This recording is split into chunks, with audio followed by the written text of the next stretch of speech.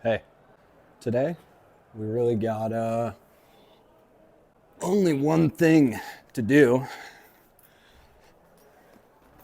It's finish this bike. And I may have picked like the worst day to be filming. It's the Super Bowl Sunday, so it might be very loud in the background, but oh well. This is the time that I've got. So currently on this build, we are at 145 with the bar tape. But if you may have remembered, I sold the crank set for $15, and I just as of yesterday also sold the brakes for $15. So we can now bring this back down to 130. And included in that cost is this brake booster that I completely forgot to put on the last episode. And then I also have this set of pedals. I'm going off the co-op's pricing of $5 for the pedals. So right now we're at 135 plus pedals. Cool. So that's pretty sweet. I still have a little bit of budget left. I would really, really, really love to find a front rack, but I'm really struggling doing that right now, so it might not happen. But right now I'm at 135 and I'm pretty happy about that. These pedals I had on my parts shelf. They're just some basic metal platform pedals. I'm honestly not sure what brand they're from, but they're pretty basic, nothing special. They're missing the reflectors, so I want to take these reflector plates off. Normally, you can just use a little flathead to pull them off. And then you've got this, which they're not the sexiest pedals, but I do like that they're metal, and that's nice. But you know, maybe I'll find something better before the contest ends. But let's get these parts put on, and then we'll talk about the bike. If you're not already aware, I think someone just scored next door, so it's very distracting and very loud. Oh well, I don't care about foot or balls. So a brake booster goes on your V-brake or Canty brakes to keep the posts from flexing under a bunch of load. These brakes especially are so powerful that it can pull like the actual post that the brake is mounted to and flex it to reduce your braking power. So these were used back in the day on a lot of race bikes and a lot of people that wanted to have like a brake upgrade but didn't want to get new brakes. This is a really popular thing. And nowadays they're pretty cheap if you can find them. This one was $3, so pretty easy. Installing them super easy as well. They've got a little standoff on one side and a flat bit on the other. You just pull these bolts out and bolt this onto there. But while I do this, I really, really just want to express my gratitude towards everybody who has gotten involved with this contest. Obviously, all the creators are extremely helpful with getting the word out there, but it's really the people that are getting involved. It means a lot because this stuff is important, in my opinion. Like watching these bikes go into a landfill or just get thrown out or sit in the back of a garage forever sucks, because everything about, you know, old bikes is still usable. There's times where frames crack and whatever, but most of the time they're steel. You can just re-weld it. This is something that I really, truly hold close, and I genuinely appreciate that so many other people are getting involved with this little contest that we're putting on. Just want to make sure it's centered. This is honestly the easiest install ever, but I think it adds a lot of flair. Nice. Probably going to have to readjust the brake a little bit. That's okay. But yeah, I've said this a million times that every single person who gets involved, even in the slightest way, just leaving a comment and saying, you know, how this makes you feel is, it means a lot. I care that other people care, and I just really love sharing my passion of this with other people. So now I just need to make some small little adjustments. If you can see as I pull the lever, this brake arm hits first. So I want to add a little bit of tension to this side to basically add more tension. And now they're pulling pretty even. Sweet, that's done. Now I can just put the pedals on, which is sweet. This is honestly kind of the last step. Like I said, I'd love to find a front rack, but I just can't get one. It's pretty rare that the co-op has any. And when they do, they get scooped up really fast. And I can't be there 24/7, you know? Oh no.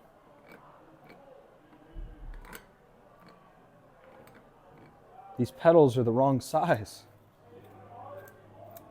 They're 1/2 inch, not 9/16. That's not good. Okay, plan B. So you're now gonna watch me dig through my parts that I keep at work. This is stuff that ends up coming off of customers' bikes, or just like stuff that comes off of my own bikes, and I end up stashing it all back here, and it's just it accumulates, and now everything's kind of on top of each other, and that's not ideal, but this is just kind of how it happens. And I am extremely worried that I do not have a single set of good pedals in here. I know I have some shitty plastic ones, like some Welgos or something, but I'm seriously doubting that I have anything that's good. The best thing that I'm probably going to have down here is some of these. And I really don't want to run these. Oh! One Dior XT pedal. Do I have 2 of those? If I do have 2 of those, I didn't know. Oh, look at that. I do. And they feel great. Well, it looks like I know what pedals I'm using. All right, so let's talk about why these didn't work. If you aren't already aware, the older size, or sometimes you can find them on new crappier bikes, would be a 1 inch or a 1/2 inch thread. So that's the diameter of this. And a more modern or nicer bike may have a 9/16 spindle, which is very common now. So these are not obviously my first choice. They're kind of a small platform, but they aren't bad. Like, check this out. Here's my Vans shoe that I always ride in. And they're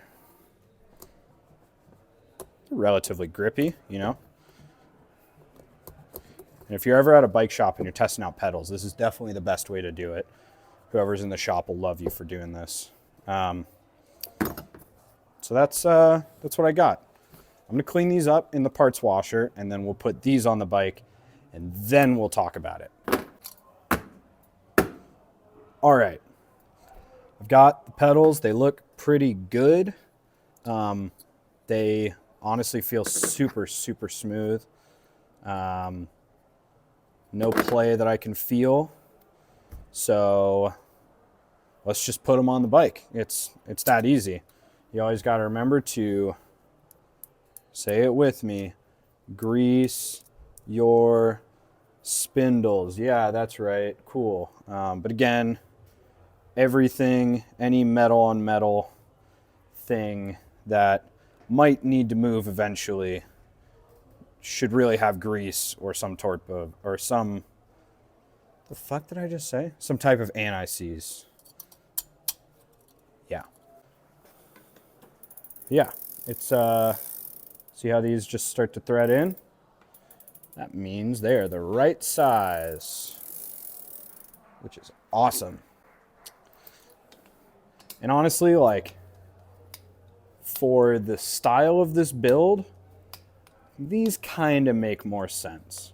For personal use, I like something with a bigger platform because I tend to get rowdy on all of my bikes, regardless of how they're built up or what I should be doing.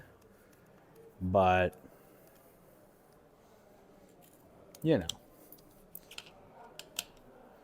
not everybody's gonna agree. Oh, oh. Cool. Oh, right. I forgot about that. You can hear that, right?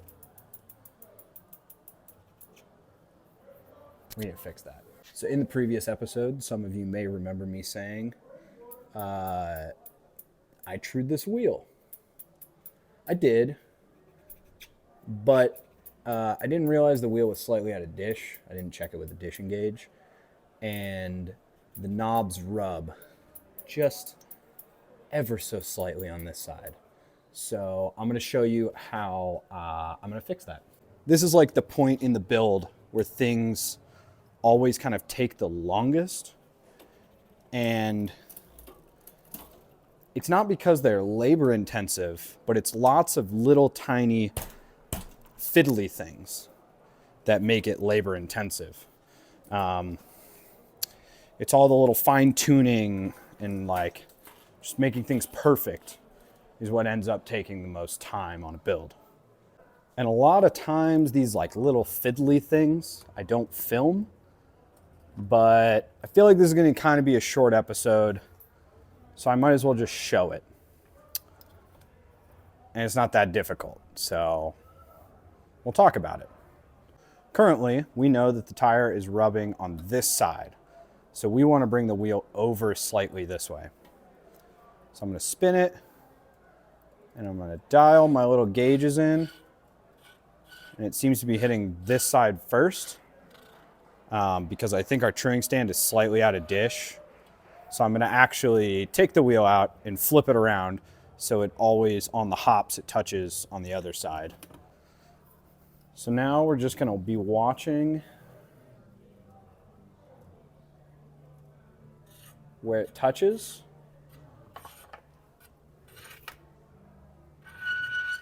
So it's touching in this area here. So I'm going to take the spokes on the other side of the wheel and do some small turns. I normally do quarter turns at a time and just go around that affected area. And now it's not rubbing. And then we find another spot, like right there. It's rubbing only in this area. So we're just going to do a tiny little touch, still rubbing slightly, tiny little touch, maybe move it down a little bit. Make sure those are all even. Nice. Now that those are good, we dial it in ever so slightly. And we want to be watching for an even distance of the wheel. So right now, we got this spot still. This is a close spot, even though it's not rubbing. And sometimes if it's on if it's pulled towards a spoke that's not on the side that you're trying to true, you can slightly loosen that spoke to make it more even. But yeah, I just go around and I do this. And I just keep doing it until I've got no more touching. This part tends to be a little fiddly, like I said. It's all these little things that really make up the whole build that make a bike like truly rideable. You could throw parts on a bike and it'll ride, but it won't be maybe the best time to ride. It's all these little things. These little tiny touches that you need to do.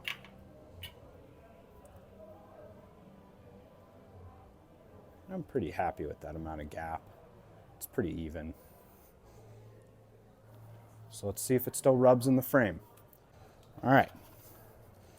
I'm gonna put the wheel in here.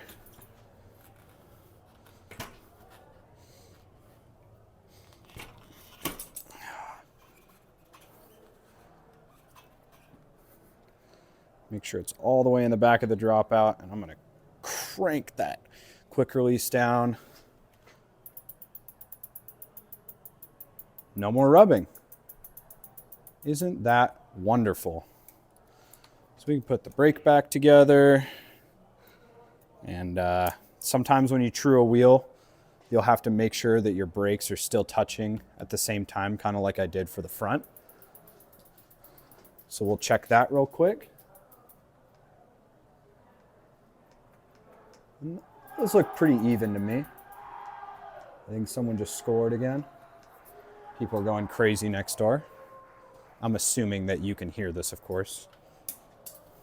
So, I think the bike's done for right now. Before I pull out of the stand, I'm gonna do a little shifting test. It's a friction shifter, so, you know, it's pretty easy to get right. Pretty much just have to have your limits set. And it looks good. So, I say we go ride it.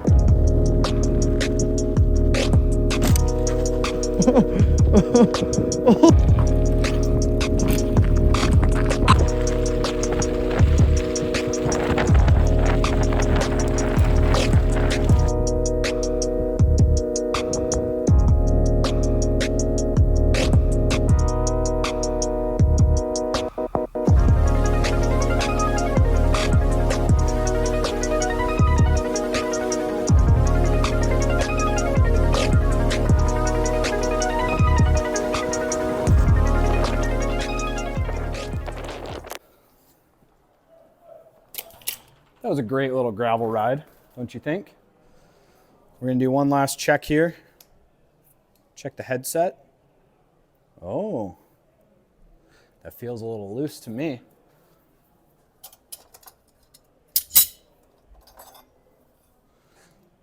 Let's get that tightened up.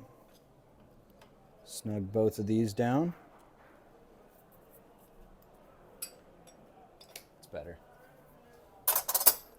We'll check wheels while they're on the ground. It's kind of nice because the bike doesn't move in the stand. Those are nice and tight.